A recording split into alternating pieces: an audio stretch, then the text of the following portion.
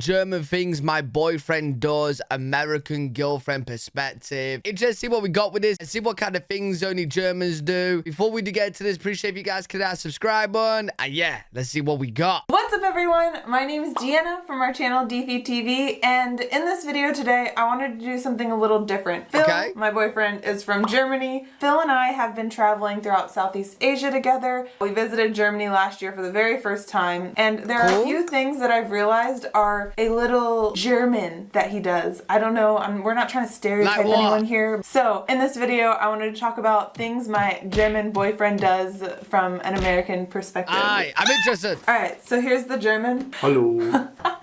People say I speak with a very strong German accent all the time, so I'm just talking normal. All right, so in this video, I'm going to go over 6 things that I feel like are pretty German that you do. Right. Ooh. He doesn't know what I'm talking about. All right, so the first one is there's a German word for it, and it's about always looking and comparing the prices to figure out what is the best value. And it's on the German Amazon even. It's like, wait, is that just like bargain hunting? A category, price, what is it? You know it. Preis-Leistungsverhältnis. Nope. Preis-Leistungsverhältnis. Yeah, Preis-Leistungsverhältnis. And it literally means like price-performance ratio. Yeah, good value. Yeah, okay. I mean, I love that about you. Don't get me wrong, because I do the same thing. Like, I look at the units per thing when I'm at Walmart and how much it costs. We're not rich, so I'm... Wait, I feel like kind of everyone does that, right? Like, you kind of like in your head just work out which was the better value. Like, I went shopping today and I was looking at, it's coming up to Christmas, so I was going to buy some aftershave for some other people. And I was like, kind of figure out which was the best value for the milliliters. You know what I mean? For like the amount in the aftershave. Looking for a good value. Is that not normal? Do you not compare prices? It's funny that there's actually a German word for it. There's a It's word not for everybody it. doing that. I feel like that's so normal. Sometimes it spends a little too long in the aisle. In the US, people use price performance ratio, but usually when comparing specific products, cars, phones, cameras, not many people use it. Okay, not many people use it when buying bread or going out to eat at a restaurant. I don't know. I feel like we don't really have a word for it, but like we definitely do it. For like bread or something, and he's looking, all right, well, that one has more units. Per kilogram price, not at the unit price. But I actually don't know if that's a super German thing. I feel like Germans oftentimes buy more expensive things to show their status. Oh, okay. To be fair, I don't look at the price per like bread and that. I would just kind of just grab the bread.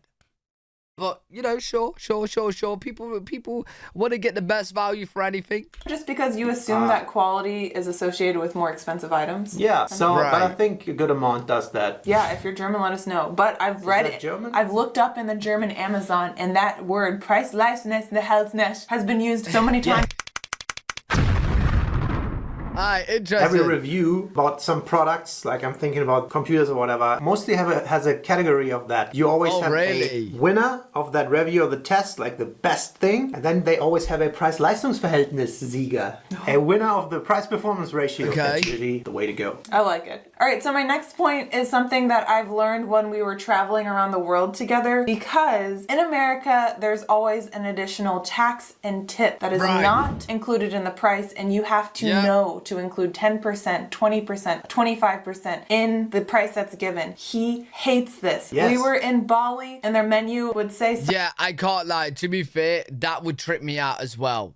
How like you don't really know what you're going to be paying until you get this. So like you could go to a shop in America and you'd be like, yo, I want this. But you got like $10 and the guy's like, it's $12 actually. And I'm like, bro, I only got 10, man. Now I gotta take it back.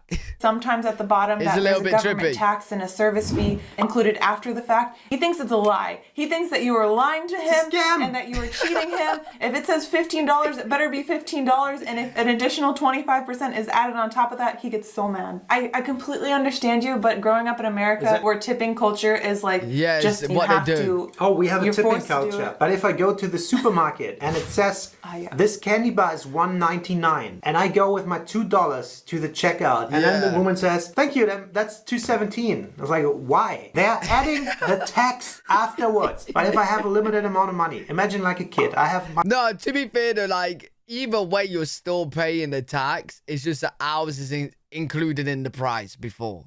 But it don't make it cheaper. It just makes it so that you can and just know what you're buying. $5 and I want an ice cream and a chocolate bar and then maybe a little toy for my friend. And you have to add up these prices. Right, 276 and then there's 224 and I have to be, okay, how much is value added tax? Why? It makes no sense. That really makes me angry. I don't know if it's a German thing. In these restaurants in Bali, I think somebody noticed, oh wait, there's a place in the world like the US where they just add money afterwards. We can call it tax, we can call it service fee, and they add it.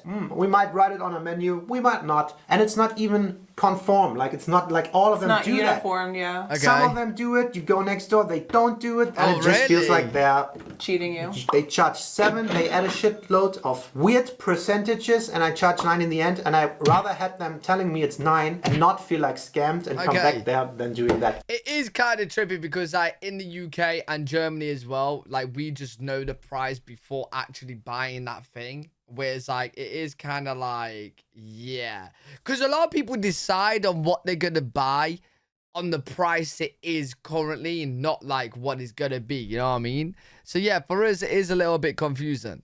I can get on a ramp. I can rage about this. Yeah, he's going it's so on. stupid. He's gonna be so mad when we go to the US. It's everybody running around with a calculator in the supermarket. I completely agree, but I didn't realize there was another way until I left the US. That's just how I grew up. So it's something that has grown to frustrate me. It makes sense. Like, to be fair, like people in America, like you guys would just be used to it, so it's not really not normal. You know what I mean? It's just normal for you guys. You're used to it. You do it every day. So yeah. Me as well. But when I first met Phil, he was fuming. It's just annoying. So another thing that my German boyfriend does, and we've kind of learned throughout our relationship to adapt with, is the direct language. Okay. I grew up in the South, like the Southeast, good old Southern, like you have that Southern charm. What? What is good old Southern? What is that? What? I didn't do like that. I did Good old that. Southern. Oh my God, no. I didn't mean that. Good old Southern charm where you sugarcoat everything and you are super polite to people. You fake a smile even if you do not like that person. I really don't like that. Did she just go more Southern in her accent doing that? Part of the culture that I grew up in, that area, that region of the US, I do not like that fake culture. But I still think it was a little different meeting Phil because I think the German language is more direct. He likes to say efficient. Maybe it's more efficient and getting your point across. Straight to the point. Know. Should I say, well, darling, could you give me an example, please? I might have an idea what you're talking about, but why do you get a British accent when you're trying to be polite? Well, I won't be very nice. Hey, wait, yeah, why are you going British, man? Hey, what's going on here? Nice if you can give me an example about that. I'm trying to think of an example. I don't know. Never say no, it's fugly. I can't think of one right now. Yeah, I noticed that sometimes with things that are kind of normal to me, that she gets a little bit offended, like it's a little bump to the head, like. Oh, I don't have a good example of it. Wait. So you guys in Germany, like, if somebody came up to you wearing an ugly dress, you guys would just be like, "Yo, that's ugly." Okay, yeah, don't do that in the UK, bro. You're gonna end up in fights. In the UK, people don't really talk to strangers anyway, and we kind of do beat around the bush. Like, you don't really want to offend anyone, but then, like, your true friends will be honest. But other than that, not really. But I like it. Like, I like it's something, I don't... You know how there's the stereotype Germans are a little direct and seem a little not that warm at the beginning, but if you get close to them, they're very loyal. And I think that's true. Maybe it's we're not as fake, so we're better than the rest. Can't say that as a German. Though. We're not allowed to say things like that. Yeah, I think it's just a little more direct language, and there's no extra fluff. There's no extra descriptors or dancing around the point. I can't think of an example right now, but that's what I've realized. You just get straight to the point, which I like, but it's something that I've learned in our relationship. Okay, but that's a point I'm not. I don't know. It just depends, like, what kind of, like, who you are really. Because I've seen a lot about Americans and them being nicer, and I actually do believe that, like, going around in your day and, like, seeing people smiling at you and paying you compliments and stuff, it kind of will boost up your mood. You know what I mean? So, like, I feel like there's a time and a place to be direct. Like, let's say, like, for example, you know, I'm having a little bit of a tough day, right? I'd rather someone to like smile at me. To be fair, in the UK, nobody's even talking to you, right? So you're just going to be in your own bubble. But let's say I was in Germany, right? I'm having a bit of a rough day. Someone just randomly just looked at me and was like, yo, what you're wearing is horrible, man. I'm going to go home and cry. Whereas like in America, they might be like, oh, hey, man, are you good? Yeah, you looking sharp today. And I'd be like, oh, okay, I feel a little bit better. You know what I mean? The difference. Not completely agreeing with in that. the UK, where I live, it's just they're not really gonna. No one's gonna say anything to you, bro. Everyone just stays in their own bubble. She mentioned that a couple of times. Because I always thought I'm the nicest person, and I learned I'm not. Dun, dun, dun. All right, so this one might get into some political topics, but my fourth point is more doctor-related visits. So my approach growing up with the American healthcare system is you do not go to the doctor unless you are dying. You don't want to pay that copay. Your medical bills are going to be super expensive if you just go to the visit for a cold. If you go to the I see that Americans don't go to the doctor because like Americans have to pay for the doctor. I don't go to the doctor because I just can't be bothered. It's long. Like, it's free in the UK, but just, it's long to get an appointment. It's long going there. You're waiting there for ages. I can't be bothered. So I don't go to the doctors unless I literally am dying. The hospital, you are in debt for the rest of your life. It's a very different system. But I met Phil, and in Thailand, when he got sick, we had to go to the hospital, and we needed to at that point. But he was not afraid to. Ruptured disc. And I would have been scared to. I probably would have been like, no, I can't. Because even if I am covered by my insurance, it does not cover the full healthcare bill. Versus in Germany, you pay for it through taxes, but everything is covered. So no one is afraid to go to the doctor, or you don't have a reason to be afraid to go to the doctor for financial reasons. Yeah, I know I do complain about the NHS a lot, like with the delays, but it is good in the sense of like when you could just go whenever just to get your checkup. You know what I mean? And that is good. That you don't have to worry about anything extra about that. Outlook or perception on going to the doctor is very different. I will not go unless I'm dying. Yeah, the bottom line is you can go as often as you want to any doctor. I feel like it's people's hobbies to go to the doctor. Yeah, there's some people I know that will literally go all the time. And I'm like, mate, you've just got an headache. What are you doing? This is why there's so many queues, bro. It costs anything. I had to go to the hospital. I had to get an MRT and something. I had insurance, and they paid for everything. In the end, I didn't pay anything, and in Germany, I never pay anything because health is just covered. Everybody pays a percentage out of their paycheck to the state for health insurance, and everything is covered. Not cosmetical things. If I want to have a facelift or something, then that's of course not covered. But everything medical related is covered. He's not a doctor runner, but it's just very opposite of me growing up in the US and more fearing going to the doctor because of how expensive it will be, which isn't right. Like, I've heard some of the American stories because I got an American channel, if you guys didn't know, Alpha G Reacts, right? And I've spoken to a lot of them about like their hospital trips and like their stuff, and a lot of them are like in debt. Some of the stories just crazy, bro. Like it really is. And it's just good that a lot of countries in Europe, you do have the choice. Like you do have the choice to go private, and you do have the choice for it to be free. You know what I mean? If I have to go to the hospital because I'm ill, like clinically ill, I shouldn't be scared to go because I'm afraid of how it will affect my future finances. That's frightening to me. Yeah, if you consider German running to the doctor, that's totally German. Doctors' offices are packed all year round. It's just very different culturally for me. I kind of see what you just said right there. So I have a eye disease called keratoconus, right? And I did book in with the NHS, which is a free hospital, right? And, bro, it took a year to get an appointment. I booked in private. They got me in literally in a couple days. And within a month, I had like 5 appointments, got my contacts, got all sorted in a month, bro, because I was stressing. And literally, like, a few months later, I got an email back from the NHS saying, like, oh, we're ready to book you in the appointment. I was sat there thinking, it took a year. Bro, like, if I did go private, luckily it wasn't that expensive. But if I did go private, I would have been stressing for a whole year, not even having my first appointment. That's the only problem. But then again, it's free. So you can't really complain too much, you know what I mean? I like that healthcare system a little better. All right, so my fifth point, and I feel like this is probably stereotypical Germany. Germany's reputation around the world is being efficient. That's what they're known for. That's the branding. And it's not a bad stereotype. It's very good. I feel like Phil fits the stereotype with efficiency. Yeah. He hates inefficiency. If we go into a line for like buying a ticket or something, or a supermarket, or just checking into an airport, he gets so mad if it's inefficient. He's like, this doesn't make sense. Why is this here? There's no logic to it. And he goes off on a little tangent about how inefficient it is. Hey, don't want to waste your time. That's fair. Yeah, with that example, I feel like sometimes people just don't do the next step of thinking of making something just a little easier for everybody or quicker. I hate waiting, hate dawdling. Yeah.